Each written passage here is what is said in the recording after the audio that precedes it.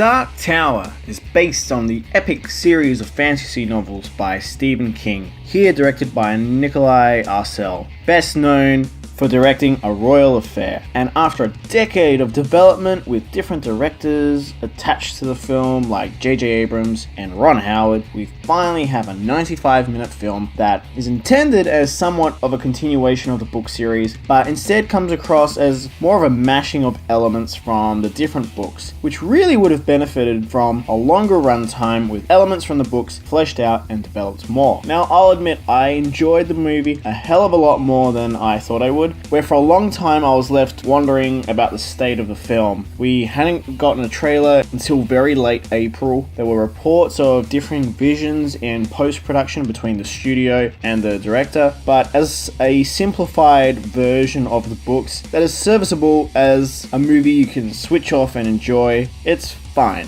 But fans will definitely be wanting so much more, given the squandered potential on the side of Sony wanting a franchise, which the movie does tease. But the thing is, the potential is here, and you can see it. There are a lot of great moments. It just comes together fairly rushed. If you don't know, the film is about the gunslinger, played by Idris Elba, who is great, by the way. Every time the gunslinger is on screen, the movie is elevated. But the gunslinger is in an old war with the Man in Black, played by Matthew McConaughey, who is stealing children to use their psychic power to destroy the Dark Tower, which contains and keeps the universe together. One of these kids is Jake Chambers, who is played here by Tom Taylor. Jake is one of the most powerful psychics in his universe. The Man in Black is trying to hunt him down while Jake travels into Midworld, the home of Roland the Gunslinger, where the two stumble into each other and go on a quest to defeat the Man in Black. If that doesn't sound batshit crazy to you, then you have no idea, as the movie very much glosses over these details, hoping you have some sort of presumed knowledge of the universe with very little depth given to it. There really isn't much revealed or shown about the mythology of the universe here. I'll admit I didn't really have too much of an issue. I haven't read all of the books, but I still had a fairly decent idea of what was going on in the film. Then again, I don't think hardcore fans are going to be super pleased with the outcome of the film. People that are non-fans are likely going to get a bit lost in what's going on, but hardcore fans, I don't think this is the film for you guys. So I don't know where this film is meant to land. It's somewhere, there's some sort of grey area that fits a certain type of person, and that somehow is who the film is for.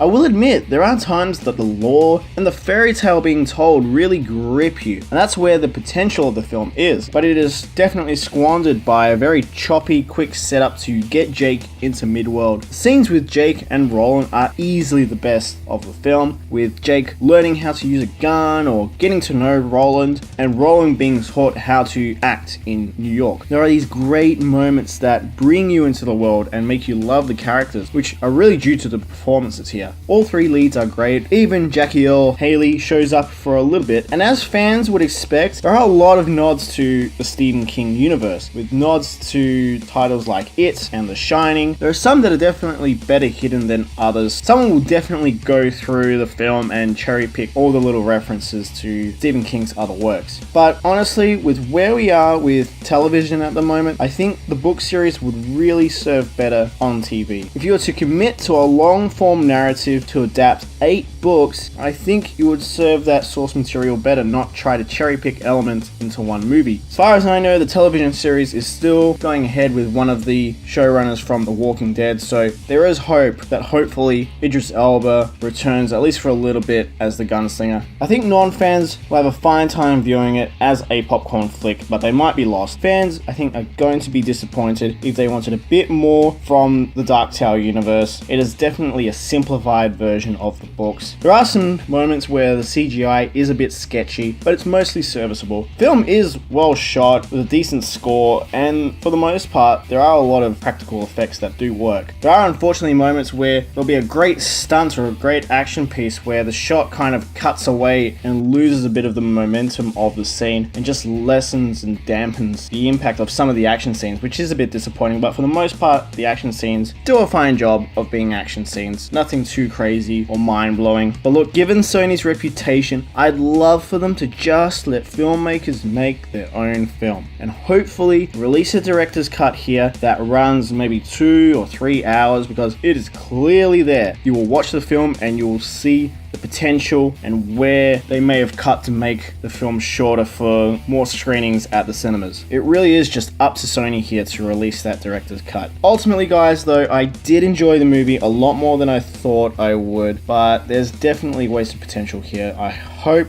the TV show does the book series justice, as there are things here that are genuinely great. They just need something better. I'm going to be a bit more positive and give The Dark Tower a 6.5 out of 10 for me. I hope you like this review, guys. If you did like this review, do hit the thumbs up button, give it a like, and leave a comment down below in the comment section. Have you seen The Dark Tower? Are you planning to see The Dark Tower? Do let me know down below in the comment section. And if you'd like to subscribe to the channel, do hit the subscribe button with the little bell next to it, which will remind you of when the Mono Report uploads new content. And don't forget, you can follow the Mono Report on Facebook and Twitter at the Mono Report. Thank you so much, guys. Don't forget to stay right here for your Mono Fix. Bye, guys.